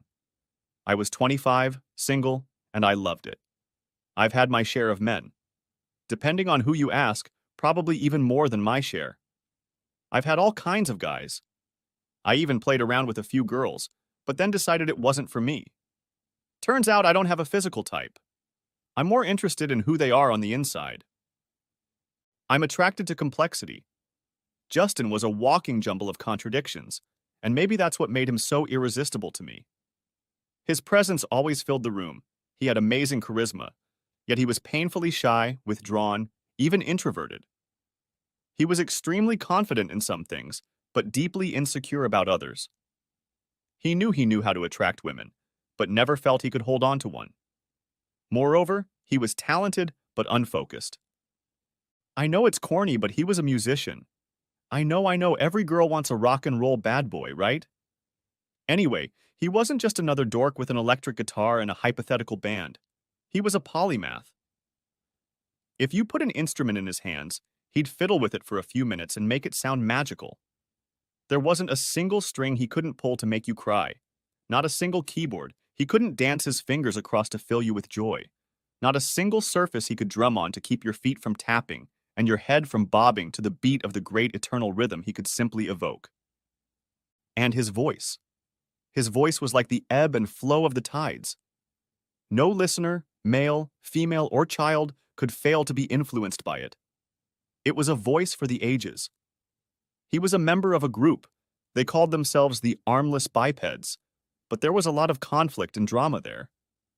He was the only one with real talent, but he was also the least businesslike of the four of them. The others were hardworking, dedicated, and more than musically competent. But they were the Doors, and he was Jim Morrison, you know? It was a total cliché. The charismatic, wild, out-of-control frontman had all the energy, and the rest of us did all the work and held on for dear life. Bobby was the keyboardist and bass player and was basically their manager. He booked all their gigs and made all the deals. The band was on the verge of signing a contract. All the paperwork was ready. All that was left was to talk Justin into it. But he didn't want to or couldn't. He'd been stalling for months. It was infuriating. Justin had to go to rehab, or he had a project, or he just couldn't be bothered. He would disappear for days or weeks at a time. His creativity demanded a lot from him, and no one understood him. Eventually, the money guys got tired of waiting for Justin to figure his shit out. They were willing to take their chances with the band everyone was talking about, but they'd had enough and pulled the plug just as Justin told the rest of the guys to back off because they were lowlifes who were only getting in his way. The band broke up for the last time, and Justin was free. We had been together for almost 3 years by then, which is a long time when you're that young. I supported him 100% no matter what he wanted. If he stayed with Bobby and the guys, signed a contract, recorded an album, and went on tour, great. I would have been fine with him. If he wanted to start a new band or go solo, that would be great too. If he wanted to go to outer Mongolia and live in a yurt to learn throat singing, that would be great too.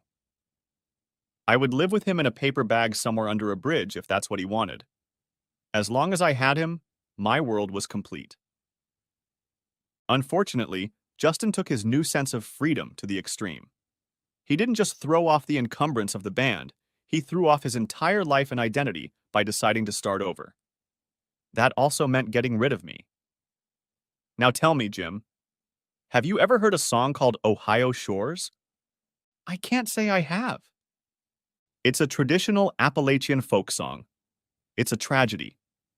A man loves his woman so much that he can't bear the thought of ever losing her, for whatever reason. He asks her to marry him, but she refuses, and then he kills her. That way she will always be his and no one else's. That same year, Nick Cave and the Bad Seeds released a similar song, Where the Wild Roses Grow, with Kylie Minogue. There's a whole gothic subgenre of this shit. Murder ballads. That's even the name of the album. Jesus. Yeah. My tragically depressed, brooding emo artist let the idea into his head and decided that's what he had to do to part with his life. He didn't just want to leave me behind. He didn't want to leave me behind at all as part of anyone's life. So I had to die. He pulled out a gun from somewhere, some shitty Saturday night special called The Raven. Apparently he liked it. When he got home, he found me working on my second thesis as usual. When I got up to kiss him, he shot me twice. I didn't even realize what had happened. It didn't hurt at first. I was just confused by the noise. He coughed. What kind of weapon is it that coughs and doesn't explode? Then I felt weak or nauseous. I was left with a nasty scar between my shoulder blades, which is hidden by a tattoo. So, yes and no. That's why I got the tattoo, but that's not what it means. I could have done any pattern I wanted to hide the scar. Other things might have worked better than a triquetra knot. So I'm not going to take that as an assumption because you haven't said what you think it means. That's just why it's here. Don't waste your guesses just yet. Not even now. The other shot grazed the side of my head, as you saw. I was lucky. Either shot could have killed me if it had hit a little differently. I don't think Justin has ever fired a gun before. He didn't seem to know what he was doing, and frankly, he did it kind of shoddily, the way he shoddily did in anything that wasn't music. But I saw what he was trying to do, and the world went black and white. So cold, so meaningless, so empty. Some instinct woke up in me. I realized it was fight or flight, kill or be killed. The quickness that kept our ancestors from being eaten by saber-toothed tigers kicked in, and my hands went around Justin's throat. I shouted, and wheezed, and wheezed. He wasn't Justin anymore. He wasn't the man I loved, the man I was willing to do anything for, the man I was willing to give my life for. He was the threat. He was the enemy. It was either him or me. I even forgot about the gun. At some point, he fired a third shot, but he missed, and I didn't even notice. I propped myself up on my elbows just enough to block his wrist so he couldn't point it at me, but I wasn't aiming for that. I just needed better leverage to choke the life out of him. Turns out I'm a lot stronger than I look. I crushed his windpipe and severed his carotid arteries. His face was blue and his eyes and tongue were out, but I didn't even see that. I clung to him, and it took all my strength to beat the life out of him, even after he fell. Even after he was dead. That's how they found me. I was semi-conscious, bleeding and choking on my own blood, and my hands were still clamped around his neck. It took 2 paramedics to free me. What I didn't know at the time was that he had started seeing another woman. And it wasn't the first time. I've forgiven him twice before for things like that. He made her wait outside the entrance in my car that they planned to run away together in. He told her he was going to get rid of me, and then they would go to Canada. She had already packed her stuff, and he had already emptied my bank account. Not that there was much money in it, I was a grad student. We didn't have much stuff in the apartment either, just clothes and books and his tools and amps and stuff. She went upstairs because she was worried he was taking too long. What if he changed his mind? She found us on the floor, dead and dying, and then she freaked out and called the police. The funny thing is, she saved my life. If Justin hadn't cheated and come alone, I would have died right there with him before we were discovered. She swore she didn't know he would try to kill me. She said she thought he was just going to leave me and maybe break my heart a little bit. They didn't charge her as an accessory or conspirator, and it helped that she was the one who called them. They were thinking of charging me with manslaughter. They thought it might have happened in the heat of the moment when he dumped me, cheated on me, stole my car and money. Maybe I got angry and he shot me in self-defense. But in the end, they found out that I didn't know about any of that until I woke up. On paper, Justin was a real shit. He had no job, no permanent address, no petty crimes, no real friends. Most people who knew him quickly discovered the limit of what they could put up with. Besides, he was already in trouble for drugs, and he wasn't allowed to have a gun. He had acquired it illegally. He was clearly going to kill me, and with intent. He was a big guy, and I was a petite woman, in good standing in grad school and on a scholarship. The DA didn't think a story that portrayed Justin as the victim would hold up in front of a jury. So they called it self-defense on my part and didn't charge me. And that, Dave, is the story of how I went from peacefully sitting at a table with a stack of books to killing the man I loved in 3 seconds. I felt her tears on my chest. I didn't hear them in her voice. I looked at her anew. She seemed so much older, wiser, and stronger than she had a few seconds ago. She was no longer just a pretty girl with brains, a feisty personality, and an unusual hobby of curing hearts. She was a woman who had been tested, broken, but resilient. A battle-hardened warrior. There was more to her than I ever dared to imagine. Looking into her face was like looking into the depths of the sea. Somewhere in those depths lay a broken person who would never be whole again. I am a monster. I am a murderer. I took a life. I would do it again if I had to. If you hadn't, we wouldn't be talking right now. I know. You did what you had to do. I know. You survived. I know. But I'll never feel right about it. I let it go for a moment. I can. I'll feel right for you if you let me. Next chapter. Good morning, she said. I hadn't noticed she was awake. Good morning. Thanks, Dave. You were right. It was just what I needed. I almost never tell that story. So you really don't think I'm some kind of horrible monster? No, of course not. Even if you were technically a monster, which you're not, you'd be the Cookie Monster. And he's not horrible. He's awesome. She chuckled deeply. He's my favorite Muppet. Ever since I was little, it seemed like he was always my friend. I had such a kinship with him, partly because of our name, but also because he just reach out and take the joy of life. No guilt, no shame, he's just who he is, always enjoying the moment, at complete peace with himself. No ego, no ambition, just the experience of desire coupled with its fulfillment. She stared into space. You could say that Cookie Monster is my bodhisattva. Huh. I was trying to be nice, not deep. She looked at me again. Why can't it be both? You can tell a simple joke and still take a huge emotional leap forward, you know? But you're right. We don't need something to mean more than it does.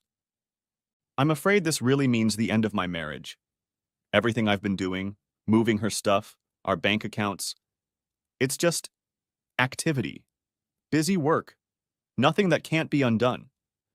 I'm scared that I'll be as bad as her if I let this happen. I don't want to give her an excuse. I don't want her to feel legitimate about what she did. Okay, good. Now that you've said it out loud, how do you feel about it? Are you right about anything? No. Actually, none of it is true. Would Stephanie have any reason to feel offended if you had something of your own to do while she was having fun on a romantic vacation with her boyfriend, who she's been secretly dating for years? No. Hell no. Good. What else? God, I can't even... Why? Why are you doing this? I already told you. I know. And I appreciate it, I really do. I just... Yep, that's it. You don't need my charity. You don't need pity. I didn't say that. No, but it was in your head. I guess. Okay. You're wrong about that too. Look at me. Yeah. No, look at me. Really look at me. Look into my eyes. We locked gazes. Time had done that torturous thing again. Past, present, and future became part of the same landscape, illuminated by drops of light reflecting in every facet of her sparkling, hypnotic gaze. Does it look like charity? Does it look like pity? No. Good. Because it isn't. It's a desire. It's appreciation. It's respect. I love you, Dave. Let me do this for you. Let me do this because it's what I want to do. Let me do this because it's the right thing to do and the right time to do it. Okay. Did I say that? Good. She glared again. Next chapter? I fed Cookie a token breakfast, coffee and toast, and she went on with her day, making me promise to call her in the evening and plan Stephanie's return. I spent a few hours packing and found that my new bank accounts were active, so I transferred money into them and scheduled payments. Mostly, I just did nonsense, avoiding the deeper and more important questions. Why? Why did Stephanie do this? What do I want? What do I need? What am I willing to forgive? What can I live with? What will my life look like a year from now? 5 years from now? 10 years from now? Am I ever going to remarry? Why not? Why not? What the hell is this thing with Cookie? What will my relationships with women look like going forward? Did my wife ever respect me? Or has she just lost it over the years? Would everything be okay with me? This time, I didn't rant and rage. I felt strangely detached. I felt empowered. Felt like I had a choice. What Stephanie wanted didn't matter that much, and it bothered me how much it didn't bother me. I got a call from Jessie in the middle of the afternoon when I was already running out of time and indulging in reflection. She insisted on taking me out for sushi. It was weird. I'd never had sushi. Neither had she. But I did. I'm her father. That's what I am. Why sushi? I asked. We arrived at Ichiban separately, and she was already sitting behind the bar. I wanted to take a page out of my old man's playbook. What did you say? I'm trying to break my old patterns, do something uncharacteristic. I found out my mother is a fraud and a polygamist. My father is in crisis, and it turns out he has Riz. It's a whole different world now. I think we all need to break out of our routine. Oh well, good point. Thank you. Domo arigato. We made our way to our table. It was actually 2 seats at the long, elevated table we shared with the other company, but there was plenty of room between us. The menus were long sheets of paper on strange, skinny tablets, and we puzzled over them for a long time until we made a choice on which we frankly crossed our fingers. I didn't want anything with eel, which narrowed our choices considerably, and Jessica didn't like shrimp, which narrowed it even more. I knew I liked miso soup and salad with ginger dressing, however. So, she said when we ordered. You and Cookie Death? No, I mean yes, but not like that. But yes, too. I sighed. I've never liked people who say it's complicated. It's just an excuse. It's never complicated. You either act like a piece of shit or you don't. But now I see the appeal of it. It's still an excuse, but it's the easiest thing to say. Easiest. Good. What's the right thing to say? Wow. Well, I don't know comes to mind, but that's no better. The best thing to do is to take the bull by the horns and just say it. God, I'm shattered. I'm devastated. My world has shattered and I don't know which way to go now. I happened to meet this crazy woman while I was hitting rock bottom, and she seems to want to make a project out of me for some reason. She's beautiful, of course, and I'm drawn to her emotionally. But she's right. I'm in no condition to have a relationship. We all know that, and she seems to be against that sort of thing on principle. But yeah, I've been there. I'm not going to pretend it was platonic. We didn't go all the way, but we were close enough. I'm also not going to say it didn't mean anything, because it did. It kind of did. But we're not a couple. As far as I can tell, it's a stepping stone of sorts. A transition, or as you call it, a rebound. I have to admit, it's all very strange to me. She nodded. Since you know that, I don't want you to get hurt. I mean, no more than you're already in pain. Because of this, she furrowed her eyebrows. Complicated about it all seems to fit with that, doesn't it? Sort of. But there doesn't seem to be much integrity to it. You've been listening to her. She's really into integrity. She talks about it all the time in class. I think she's been a big help to me. I think so too. She's a very nice person, very popular on campus. But Dr. Heartbreaker, remember? I don't think it's a good idea to dwell on her. She's right about you. You're not one for accidents. You never. She didn't finish. No, never. I never, whatever it is you're going to say. Never. She laughed. It was sad. I wanted to say, you never cheated on Mom, did you? But I couldn't even say that. I can't even imagine it. I already have a hard enough time believing what Mom did. No. For the record, no, I never cheated on your mom. I would never do that. I'm not going to pretend I'm a perfect man. The world is full of beautiful women, and I have eyes. I've noticed them, and I've had stray thoughts, but no. Nothing in the real world. I wouldn't. Couldn't. She pouted slightly. But you just did. Sort of. I hung out with a sympathetic lady while my wife was away with her lover of 2 years, mocking our wedding vows and expecting me to just get over it. Our marriage was over as soon as she started dating the little shit. I was just the last person to find out about it. Then it's over. You've made up your mind. Yeah, I guess so. I've been asking myself agonizing questions all day, and I didn't like any of the answers. I shook my head and allowed myself to blink slowly. Okay, you're not going to tell me all of this that easily. Just stay with me for a minute. Remember that used car she fell in love with? That Mustang? She bought it without checking it out. I scolded her for it, but she wouldn't let it go. Well, one of the catalytic converters was illegally cut out. The other one got clogged and blew a hole in the exhaust manifold. The engine compartment caught fire when she was driving down the highway, and you guys were in the back seat. That's how it happened? I remember it just barely, but I never realized what was wrong with the car. Yeah, it was just irresponsible. And the living room set we bought with the purple upholstery? Disgusting. But of course my opinion didn't matter. I always liked him. It was unique. Well, as far as I'm concerned, you can have it when we split the household. And her family always hated me. They tried to put on a good face and were usually polite, but gosh, they just despised me, especially her mother. That's because they think you've never really given your heart to Jesus. That should make them love me even more, right? According to Jesus. But they never listened to him. They listened to Jim Bakker and Pat Robertson. They always hated liberals and gays more than they loved their enemies and cared about other people's enemies. I know.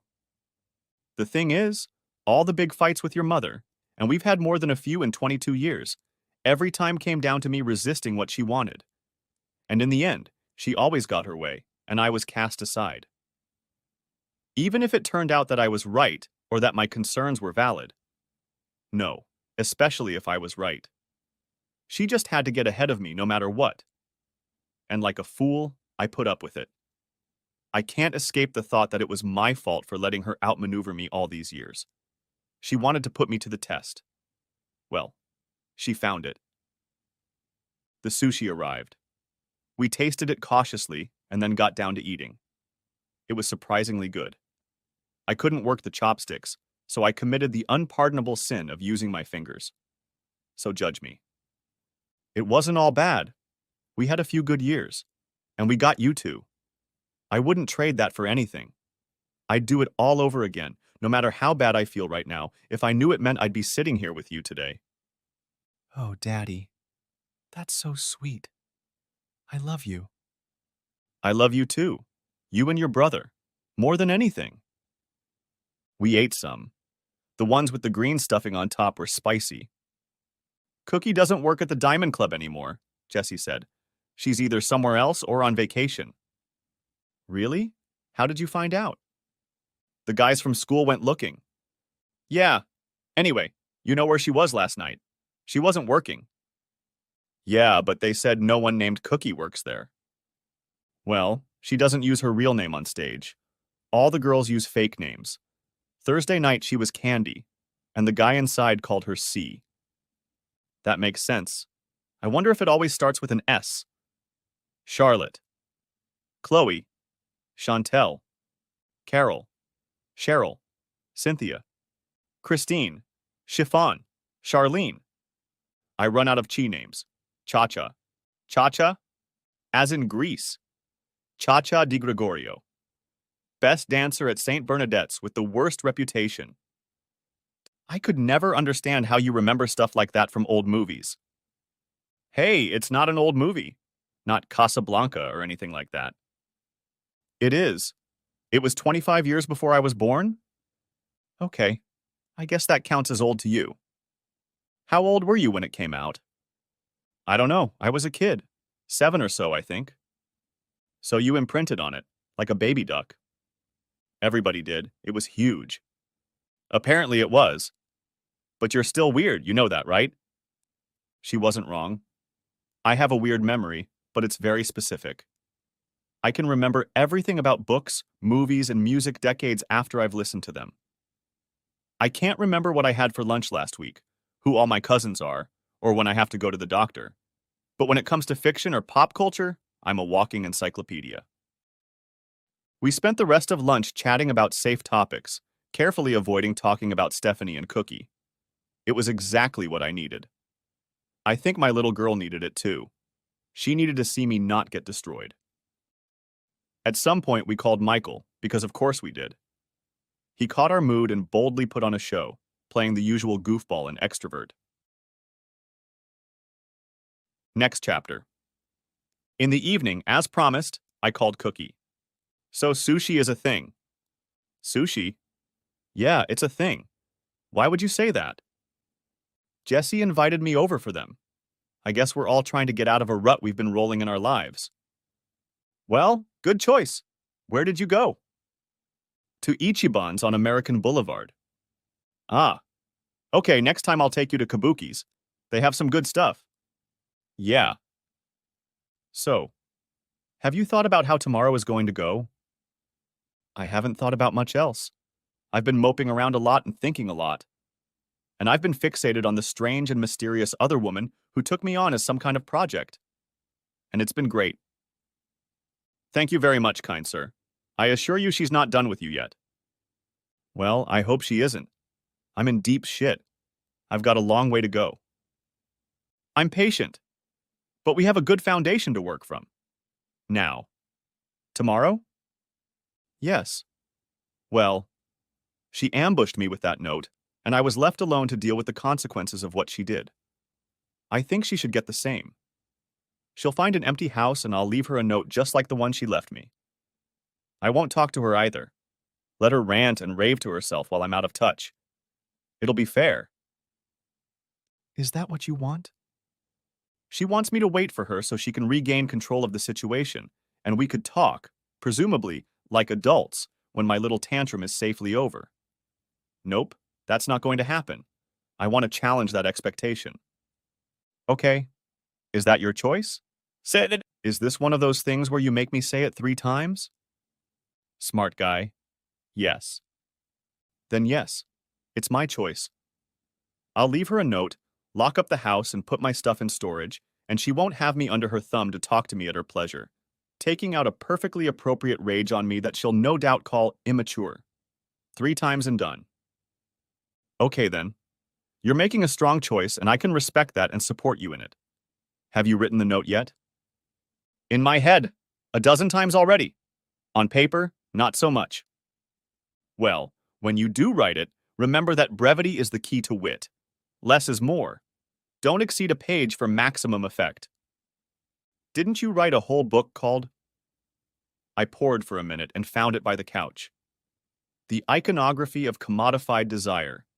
Subjectivity, Objectification, and the Intersections of Race, Gender, and Class in the Postmodern, Post-Feminist Labor Economy of Adult Entertainment? She nearly fell over laughing. My bad. It took her a moment to contain herself. Yes, okay, you get my point. It was a lesson learned the hard way. Let me tell you about the academic letter. It is not meant to make your thoughts clear. It's meant to show how smart you are. The point of a book like this is to give your colleagues something to argue about, so it doesn't hurt for you to obscure your reasoning. It also creates an automatic defense for the author, who will always be able to claim that his critics just didn't understand what he wrote. God. To tell you the truth, I've only written one book. The second one was just the first one, rewritten in plain language, with lots of savory stories to get people to read it. It sold better than the first one, about 100 to 1. People respect the academic version. It's the authority. But people really read, understood, and talked about Professor Hooker. Theirs. Makes so much sense. I'm working on another one. It'll be mostly case studies. I'm hoping to get rid of the Professor Whore moniker and become Dr. Heartbreaker for real. I can't wait to read it. Be careful what you wish for. You might end up in it. Wow. In a good way. Thanks. I guess. So, what are you going to write in your note? I'm going to make it an addendum to her note. I'm going to tell her that I'm not going to play her game and that she has nothing to hang the failure of our marriage on me. She violated it when she changed the rules without consulting me. That's appropriate. It's a very sad ending. But at least there's symmetry. A bell rang in my head. I must have fallen silent. Dave? Yeah. Sorry.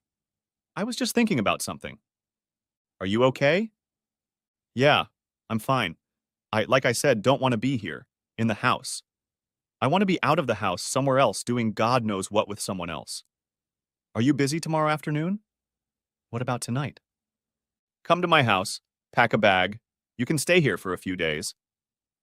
Thank you. That sounds wonderful. I'll come over after work. I'll buy dinner. Not tomorrow. We'll stay home and I'll cook. Invite me out on Tuesday, okay? Okay, it's a date. Good. Now, I assume you have homework to do tomorrow. Get to work on your note. If I guess right, you'll write 10 choices and tear up 9 of them. Damn. Just like Steph. She was right. That's what I said. Maybe. I'll look into it. And thank you. Thank you so much for everything. I'll see you tomorrow. Good night, Dave. I love you. Next chapter. Stephanie, hell yeah, I deserve better. You took the coward's way out and lied to me again on top of everything else. You never wanted to face me. You took the time to plan it that way. You wanted to take out your anger on me first, while you were out of reach, and then, after breaking my spirit, you would try to manipulate me into agreeing to what you wanted. Maybe I was a great husband. I certainly tried my best. But you're a shitty wife.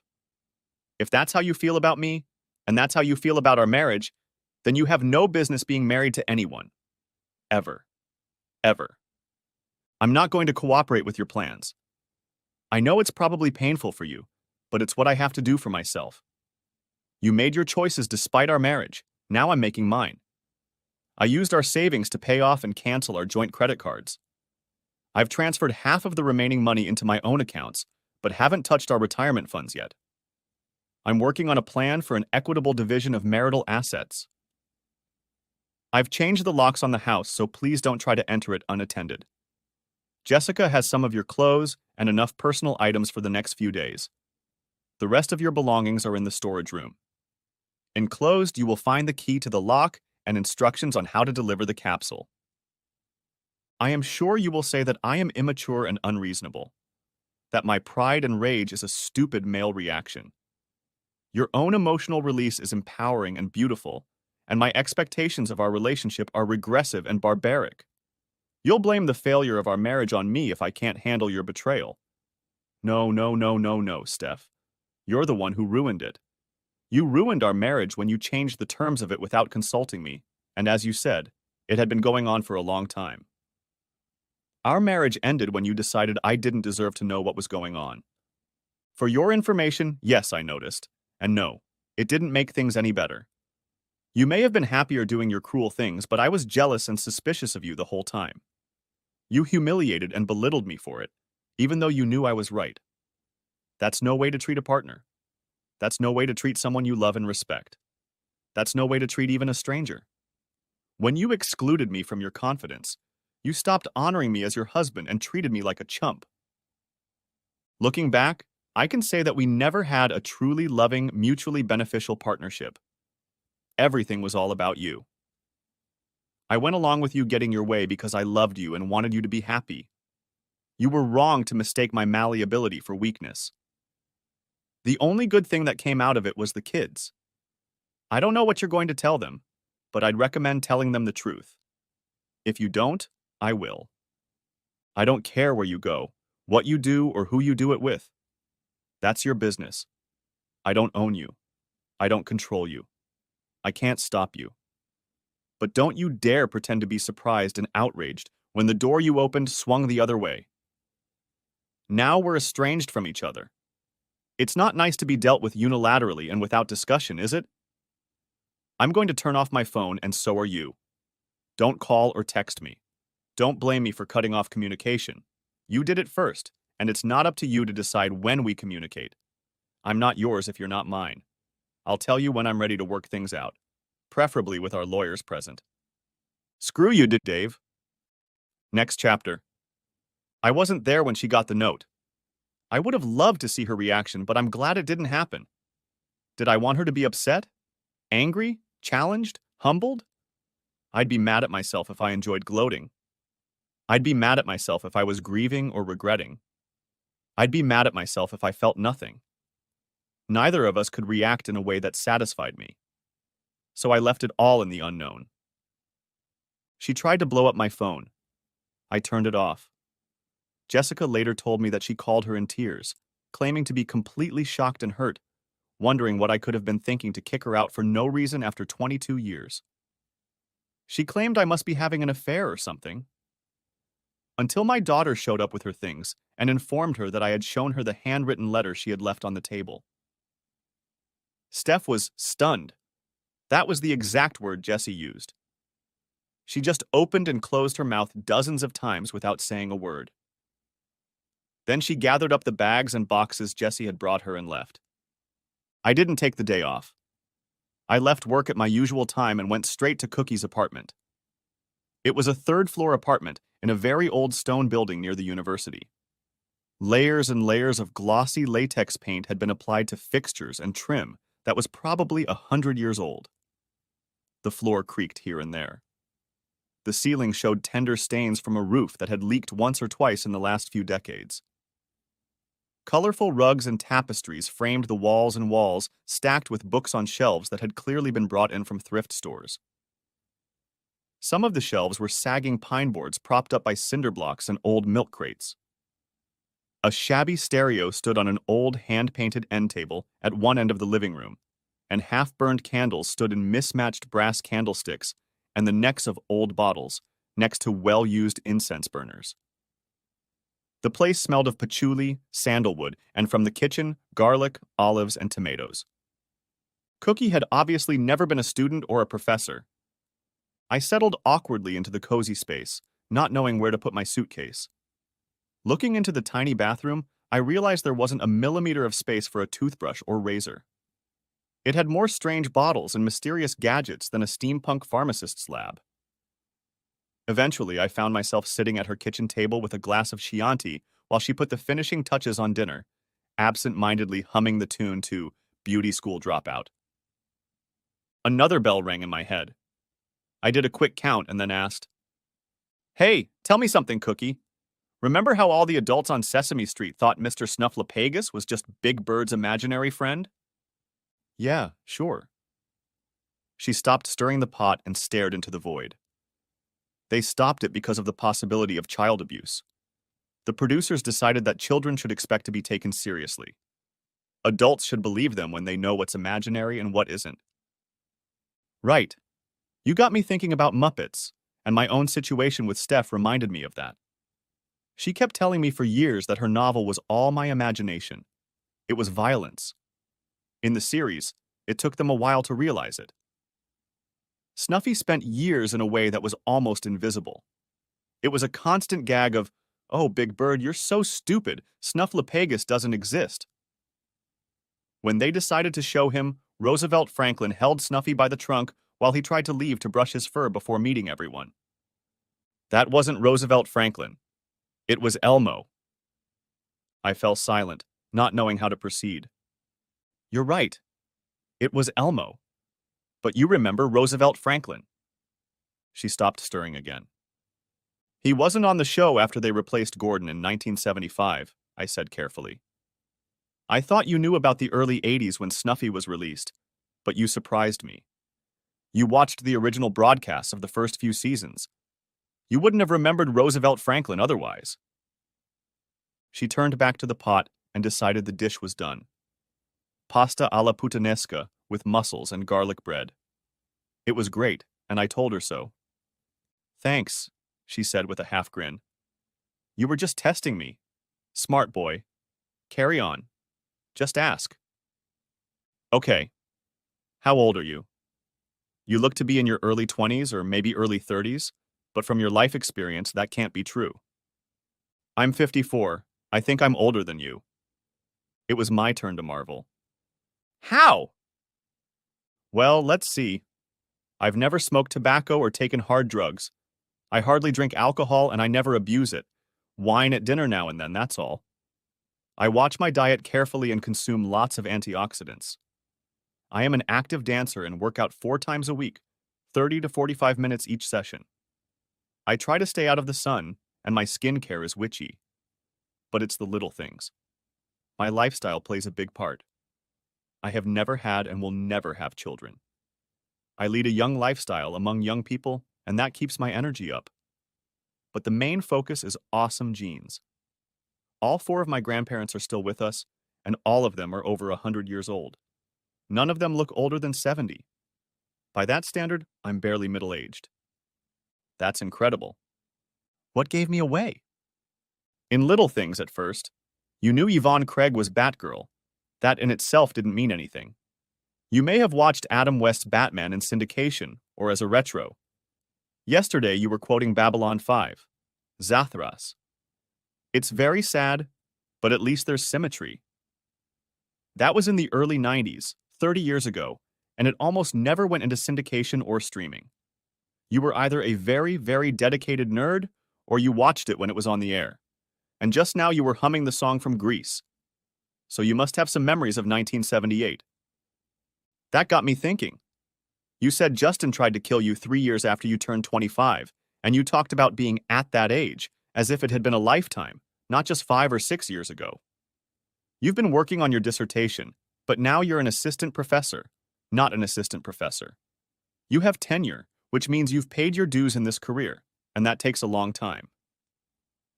Justin's band was preoccupied with getting signed to a label, which means the music industry was still pre-download. And your bullet scar is hardly noticeable anymore. It must be decades old by now. That was in 1997. She shook her head. I'm not trying to hide my age, not really. It's not a secret. But most people don't ask. I just let them assume I'm 20 or 30 years younger than I am and don't bother to correct them. But I still get fooled. She raised her glass. I was actually passed over for this Chianti. The girl at the checkout counter interjected when she saw the date on my ID. She thought I'd switched my mom's. Why didn't I notice that when you showed me your ID at the club? It was dark. You were distracted. And usually no one notices unless they're looking specifically.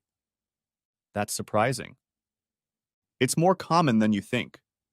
Society thinks all women over 40 are grandmothers, with gray hair tucked into a bundle, wrapped in a shawl and complaining about the cold, neglecting a cup of weak tea while knitting and talking to an irritable cat.